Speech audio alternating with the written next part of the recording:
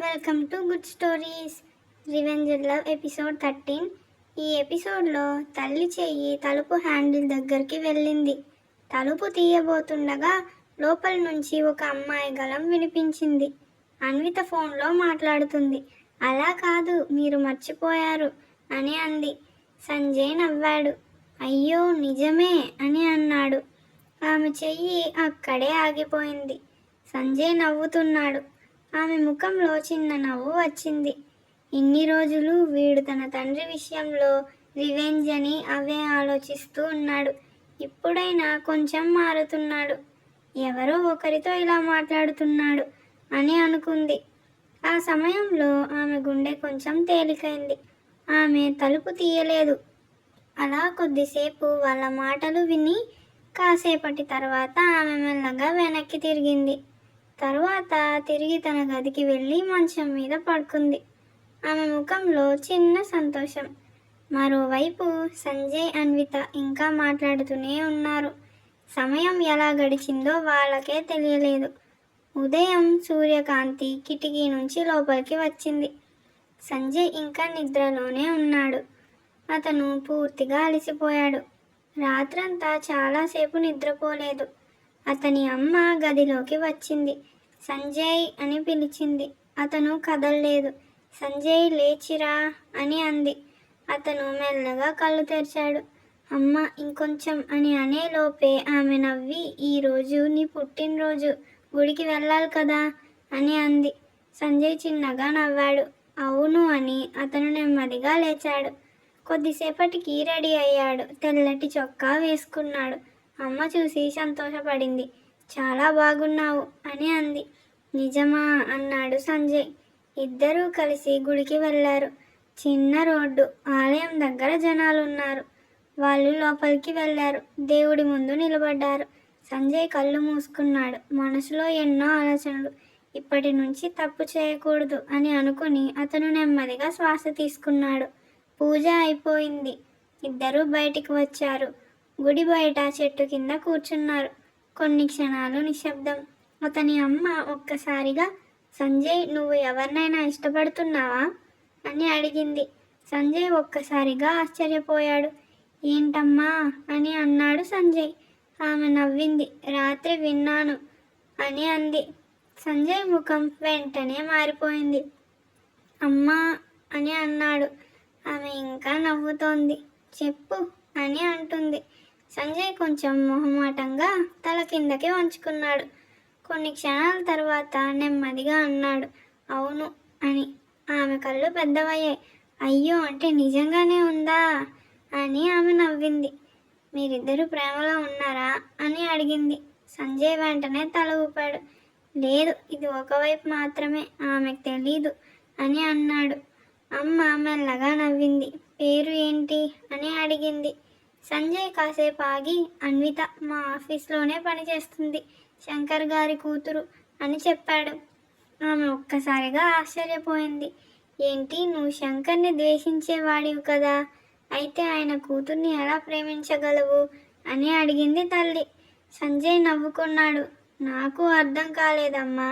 మొదట నేను ఆమెను కూడా దూరంగా పెట్టాలని చూశాను, మాట్లాడకుండా ఉండాలని అనుకున్నాను, కానీ అలా చేయలేకపోయాను అని అన్నాడు. అమ్మ ఒక్కసారిగా పెద్దగా నవ్వింది. నిజంగా నేనే కన్ఫ్యూజ్ అయ్యాను అని అన్నాడు. ఇద్దరు కొద్దిసేపు నవ్వుకున్నారు. ఆమె ఎలా ఉంటుంది అని తల్లి అడిగింది. చాలా మంచిది, అందరితో బాగా ఉంటుంది, చాలా సింపుల్ అని చెప్పాడు. నువ్వు మాట్లాడుతున్న తీరు చూస్తేనే తెలుస్తుంది అని అంది. సంజయ్ మొహం తిప్పుకున్నాడు.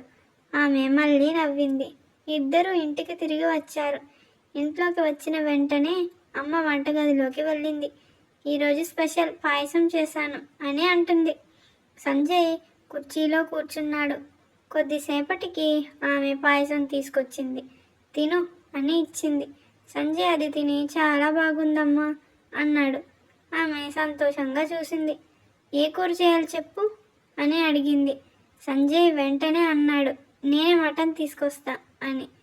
సరే అంతల్లి. సంజయ్ బయటికి వెళ్ళి మటన్ తీసుకొచ్చాడు. మధ్యాహ్నం ఇంట్లో మంచి వాసన వస్తుంది. అమ్మ మటన్ బిర్యానీ చేసింది. సంజయ్ వంటగదిలోకి వచ్చి చూస్తాడు. అమ్మా, చాలా మంచి వాసన వస్తుంది అని అన్నాడు. ఇంకా అయిపోలేదు అని అంది ఆమె. అతను నవ్వాడు. కొద్దిసేపటికి ఇద్దరూ కలిసి భోజనం చేశారు. చాలా బాగుంది అని అన్నాడు సంజయ్. ఇంకొంచెం వేయాలా అని అడిగింది తల్లి. సరే అన్నాడు. ఇద్దరూ సంతోషంగా తిన్నారు. సంజయ్ మనసులో చాలా రోజుల తర్వాత ప్రశాంతంగా ఉంది. సాయంత్రం అతను బయట కూర్చున్నాడు. రేపు తిరిగి నగరానికి వెళ్ళాలి అనే ఆలోచన వచ్చేసరికి అతనికి కొంచెం బాధ వేసింది. ఇంకొంచెం సమయం అమ్మతో ఉండాలి అని అనిపించింది అతనికి. అతను లోపలికి వెళ్ళి అమ్మ అని పిలిచాడు. ఏంటి బాబు అంది ఆమె. సినిమాకు వెళ్దామా అన్నాడు. ఆమె ఆశ్చర్యంగా చూసింది. ఇప్పుడా అని అంది. అవును, రేపు వెళ్ళిపోతాను కదా అన్నాడు. సరే వెళ్దాం అని అంది ఆమె. సంజయ్ చిన్నగా నవ్వాడు. ఫోన్ తీసుకున్నాడు. అమ్మా అన్నాడు. ఏంటి బాబు అంది ఆమె. రాత్రి 8 గంటల షోకి టికెట్లు బుక్ చేస్తాను అన్నాడు. ఆమె ముఖంలో చిన్న ఆనందం. సరే, ఎంతకాలం తర్వాత ఇలా సినిమాకి వెళ్తున్నామో అని అంది. సంజయ్ నవ్వాడు. అవును అని అన్నాడు. అతను ఫోన్లో టికెట్లు చూసుకుంటున్నాడు. కార్నర్ సీట్స్ దొరికాయి, అవి బాగుంటాయి అన్నాడు. అయితే అవే తీసుకో అంది ఆమె.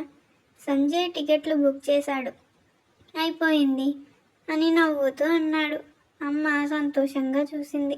కొద్దిసేపు తర్వాత అమ్మ అడిగింది, ఆ అన్విత ఎలా ఉంటుంది అని. సంజయ్ నవ్వుకున్నాడు. చాలా కామ్గా ఉంటుంది. అందరితో బాగా మాట్లాడుతుంది. ఎక్కువ యాటిట్యూడ్ ఉండదు అన్నాడు. అమ్మ నవ్వింది. నీకు చాలా నచ్చేసింది అనుకుంటా అని అంది. సంజయ్ మొహం తిప్పుకున్నాడు. ఆమె నవ్వింది. సరే సరే, ఆమెకు నువ్వంటే ఇష్టం ఉందా అని అడిగింది.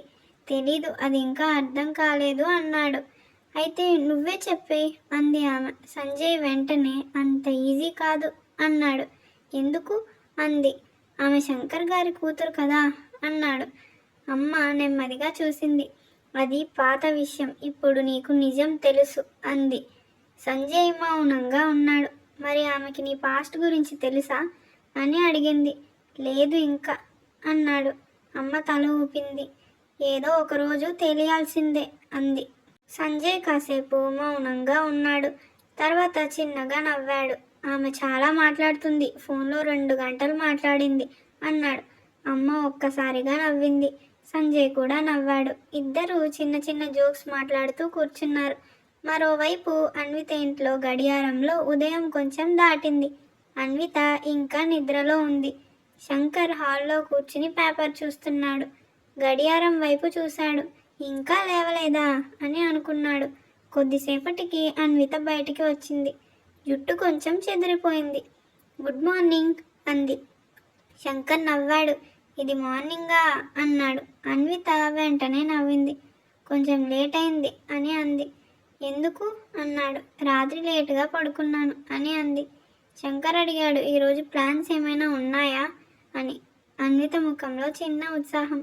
కొంచెం బయటికి వెళ్తాను అంది. ఏమైనా కొనాలా అని అడిగాడు శంకర్. అవును, షాపింగ్ కూడా చేస్తాను అంది. శంకర్ వెంటనే వాలెట్ తీసుకున్నాడు. సరే, డబ్బులు తీసుకో అని ఇచ్చాడు. ఎంతకాలం తర్వాత షాపింగ్కి వెళ్తున్నావు, నచ్చినవి కొనుక్కో అన్నాడు. అన్విత చిన్నగా నవ్వింది.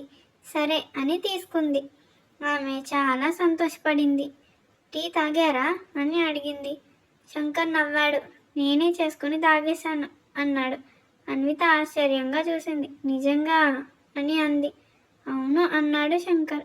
ఆమె నవ్వింది. సరే, నేను లంచ్ చేస్తాను అని అంది. శంకర్ వెంటనే అవసరం లేదు, నేను బయట నుంచి ఆర్డర్ చేస్తాను, నువ్వు నీ ప్లాన్స్ ఎంజాయ్ చేయి అని అన్నాడు.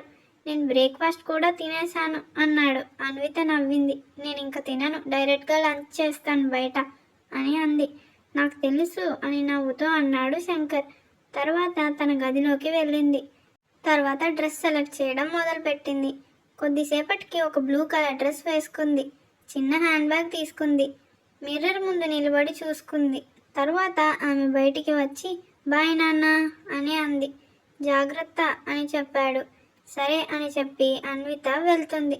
మరోవైపు సంజయ్ బయట కూర్చున్నాడు. ఆలోచనలో ఉన్నాడు. ఒక్కసారిగా లేచాడు. అమ్మా అని పిలిచాడు. ఏంటి అంది ఆమె.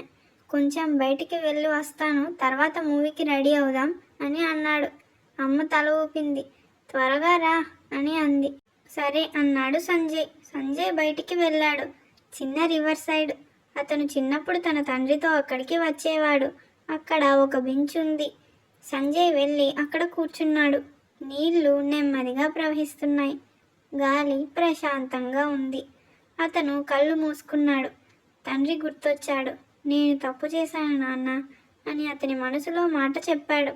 నిజం తెలుసుకోకుండా పగతో ఇలాంటి పని చేశాను అని అనుకున్నాడు. అతను నెమ్మదిగా శ్వాస తీసుకున్నాడు. ఇప్పటి నుంచి ఆ కంపెనీకి నష్టం జరగనివ్వను. చిన్న పని అయినా కంపెనీ ఎదుగుదల కోసం చేస్తాను, ఎందుకంటే అది మీ కంపెనీ కూడా కదా అని మనసులో అనుకున్నాడు. అతని ముఖంలో చిన్న నిశ్చయం కనిపించింది. మరోవైపు అన్విత ఒక షాప్ దగ్గరకు వచ్చింది. డ్రీమ్ క్యాచర్ షాప్ అది. ఆమె లోపలికి వెళ్ళింది. అక్కడ చాలా డ్రీమ్ క్యాచర్స్ ఉన్నాయి. బ్లూ, వైట్, పింక్, పర్పుల్, ఇంకా చాలా. అవి చాలా అందంగా ఉన్నాయి. అన్విత ఒక్కోటి చూస్తోంది.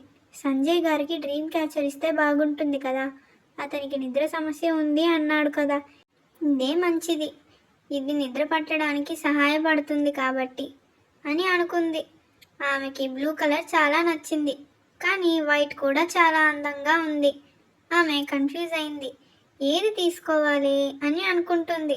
ఆమె 2 చేతుల్లో 2 డ్రీమ్ క్యాచర్స్ పట్టుకుంది. ఒకసారి బ్లూ చూసింది, మళ్ళీ వైట్ చూసింది. అప్పుడే ఆ షాప్ ఎదురుగా ఉన్న కాఫీ షాప్లో ప్రదీప్ నిలబడి ఉన్నాడు. అతను బయటికి చూస్తున్నాడు. అతని చూపు ఒక్కసారిగా ఆగిపోయింది. అన్విత ఆమె డ్రీమ్ క్యాచర్ చూస్తోంది. ప్రదీప్ కొన్ని క్షణాలు నిశ్శబ్దంగా చూశాడు. తర్వాత మెల్లగా కాఫీ కప్ టేబుల్ మీద పెట్టాడు. అతను షాప్ వైపు నడవడం మొదలుపెట్టాడు. తర్వాత ఏమవుతుంది అని తెలుసుకోవడానికి మా ఛానల్ని సబ్స్క్రైబ్ చేసుకోండి, కామెంట్ కూడా చేయండి.